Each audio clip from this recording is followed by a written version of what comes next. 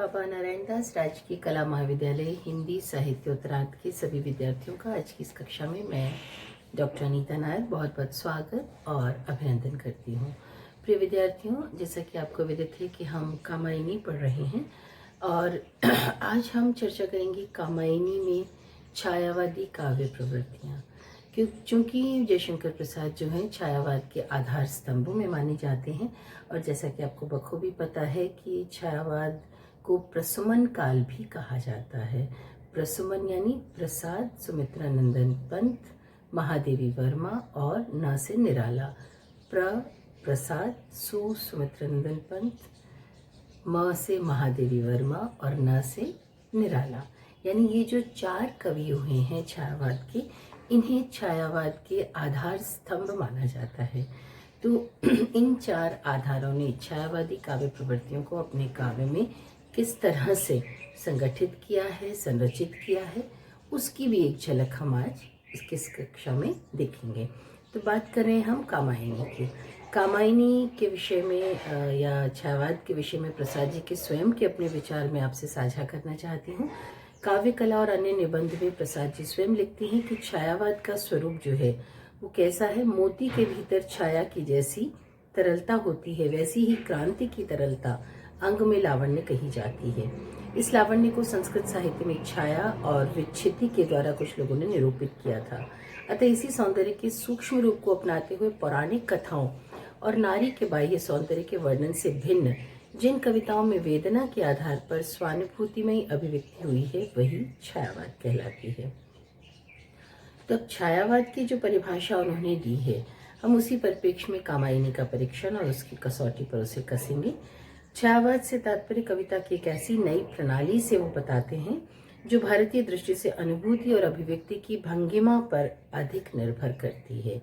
यानी वहाँ पर अनुभूति भी है और अभिव्यक्ति भी है, जिसमें ध्वन्यात्मकता, लाक्षणिकता, सौंदर्य में प्रतीक विधान, उपचार वक्रता के साथ ही साथ स्वानुभूति की निवृत्ति भी अवश्यंभावी रूप से रहती है, और जिसमें अपने भीतर से मोती के पानी की तरह अंतरस्पर्श भाव करने वाली, समर्पण करने वाली अभिव्यक्ति को भी महत्व दिया जाता है। ये पंक्तियां भी उनकी काव्य कला और अन्य निबंध से ली गई हैं। अब हम बात करते हैं कि जयशंकर प्रसाद जी की जो कामायनी है वो किस तरह से छायावादी जो गुण हैं उन पर आधारित है कि नहीं है। अब छायावाद और कामायनी को जब हम एक दूसरे के बरक्स रखते हैं तो एक तुलनात्मक रूप से कुछ बिंदु उभर करके आते हैं। उन बिंदुओं को मैं अब संक्षेप में आपसे चर्चा करूंगी कि जैसे सबसे पहले हम बात करें कि कामायनी में सौंदर्य दर्शन के आधार पर, यानी छायावाद में सौंदर्य दर्शन किसे माना गया है और कामायनी में उसे किस रूप में घटित किया गया है। तो कामायनी में जो सौंदर्य दर्शन है उसके विषय में डॉक्टर प्रेमशंकर लिखते हैं कि वे उदात्त सौंदर्य और प्रेम के कवि हैं जयशंकर प्रसाद, विलास और खुमारी के नहीं। उनकी प्रेम भावना में ऐसा असाधारण उन्मेष हुआ जो मानवता के आदि पुरुष मनु का भी पथ प्रदर्शन कर सका। प्रसाद की भावना बिना प्रेम और करुणा के एक चरण भी आगे नहीं बढ़ती है, यानी प्रेम जो है वो कामायनी में कूट कूट के भरा हुआ है। और एक और विचार आता है रमेश चंद्र शाह का। वो कहते हैं प्रसाद को रागात्मक ऐश्वर्य का कवि कहने की बजाय विराम के ऐश्वर्य का कवि कहा जाए तो अधिक उपयुक्त जान पड़ता है। रागात्मक ऐश्वर्य की बात की जाए तो वो उनके कथा साहित्य में ज्यादा है। बहरहाल ये विचार सबके अलग अलग हो सकते हैं, लेकिन जब हम कामायनी को पढ़ेंगे तो हम देखेंगे किस तरह से सौंदर्य दर्शन उनकी रचनाओं में कूट कूट के भरा हुआ है। कुछ ही मैं आपसे एक उदाहरण आपको बताना चाहूँगी। अरे मधुर है कष्टपूर्ण भी जीवन की बीती घड़ियाँ, जब निस्संबल होकर कोई जोड़ रहा बिखरी कड़ियाँ। वही एक जो सत्य बना था, वही एक जो सत्य बना था, चिर सुंदरता में अपनी छिपा काहीं, तब कैसे सुलझे उलझी सुख दुख की लड़ियाँ। अब यहाँ सुख की बात कम है, दुख की बात ज़्यादा है, लेकिन फिर भी कष्टपूर्ण जीवन की उन घड़ियों में भी उनको ऐसा लगता है कि वहाँ भी कहीं न कहीं प्रेम और सौंदर्य का चित्रण जो है वो आप देख सकते हैं। इसी तरह से जब वो उन्हें कहते हैं, तुम अजस्र वर्षा सुहाग की और स्नेह की मधुर रजनी, चिर अतृप्त जीवन यदि था तो तुम उसमें संतोष बनी। कितना है उपकार तुम्हारा, आश्रित मेरा प्रणय हुआ। कितना आभारी हूँ इतना संवेदन में हृदय हुआ। अब ये सब तमाम जो बातें हैं श्रद्धा को किस रूप में वो देखते हैं, इन सब से हम देख सकते हैं कि प्रसाद ने जो है वो सूक्ष्म सौंदर्य की जो बात कही थी वो थोड़ा सा हो ये भी मान सकते हैं कि रीतिकालीन प्रवृत्ति के विरुद्ध उनका सौंदर्य जो है वो मांसल ना होकर के किसी तरह से सूक्ष्म बन करके अपनी अभिव्यक्ति में संगठित होकर के संगुम्फित होकर के आपको दिखाई देता है। तो अब हम बात करते हैं श्रृंगारी पक्ष की। कामायनी में छायावादी प्रवृत्ति के अनुकूल ही श्रृंगारी पक्ष के दोनों पक्षों का वर्णन, संयोग और वियोग का दोनों का आप देख सकते हैं। तो सूक्ष्म मनोभावों के अनुकूल ही लेकिन वो वर्णन आपको प्राप्त होता है। संपूर्ण आत्मसमर्पण की जिस भावना को प्रेम में के समर्पण या प्रेम के कहना चाहिए सर्वोच्च शिखर तक पहुँचे हुए प्रेम में ही इतना आत्मसमर्पण होता है। और मिलन की का जो सुखद वर्णन है वो भी यहाँ दिखाई देता है। और वियोग को सहने की शक्ति जो है वो बार बार जब कवि अपनी कविता के माध्यम से एक संबल प्राप्त करके बार बार उसे प्रदर्शित करता है, तो वहाँ भी कहीं ना कहीं उनके प्रेम का स्वरूप है। श्रद्धा जो है एक उदाहरण मैं आपको देना चाहती हूँ। वो जब कहती हैं कि समर्पण लो सेवा का सार, जस सजल संस्कृति की यह पतवार, आज से ये जीवन उत्सर्ग, इसी पद तल में विगत विकार। वो संपूर्ण जो है वो समर्पण की भावना है श्रद्धा में, इसीलिए वो बार बार कहती हैं दया माया ममता लो आज, मधुरिमा लो अगाध विश्वास, हमारा हृदय रत्न निधि स्वच्छ, तुम्हारे लिए खुला है पास। अब ये देखिए ये जो संपूर्ण समर्पण, हृदय पूरा खोल करके उन्होंने समर्पित कर दिया है।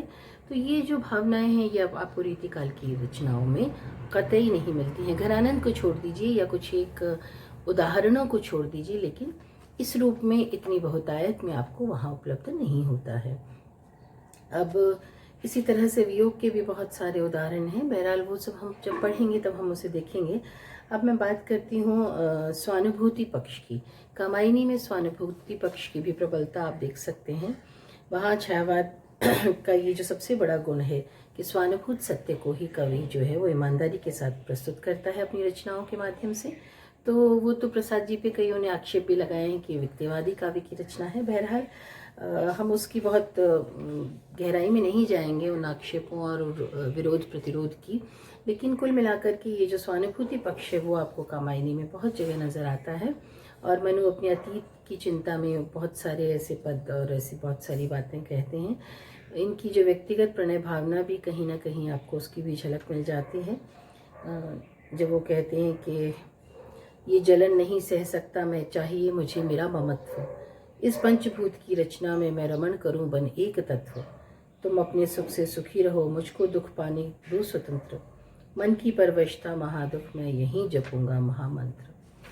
तो उनके भीतर की जो व्याकुलता है, जो ठहराव एक जगह नहीं ठहरते हैं मनु, बहुत सारी चीज़ों में कहीं कहीं आपको ऐसा लगता है कि यहाँ कवि की स्वानुभूति बनकर भले ही ना आई हो, लेकिन जब वो मनु की विचारधारा बनकर या मनु की क्रियाकलाप बनकर के आती है तो कहीं ना कहीं वो संकेत मिलता है कि प्रसाद ने कहीं अपने स्वानुभूति पक्ष को भी इसमें गूंथने का प्रयास किया है।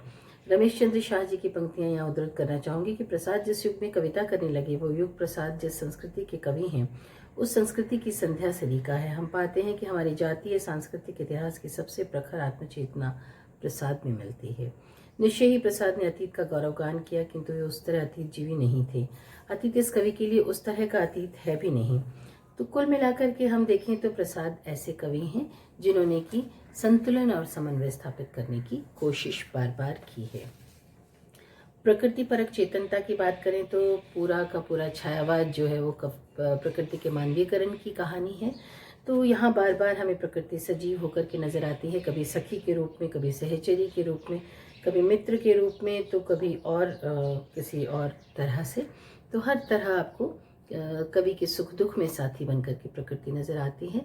और वो भी मध्यकालीन कवि की तरह नहीं, बल्कि एक छायावादी कवि जो है वो उसके लिए प्रकृति एक ऐसा आश्रय है जहाँ पहुँच कर के वे अपने दुख को भी बिल्कुल क्षीण होता हुआ पाता है और एक शांति और एक आनंद का अनुभव करता है।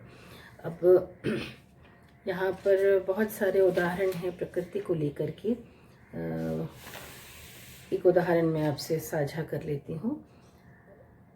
देखा मनु ने वह अतिरंजित विजन विश्व का नव एकांत, जैसे कोलाहल सोया हो हिम शीतल जड़ता सा शांत, जैसे कोलाहल सोया हो हिम शीतल जड़ता सा शांत।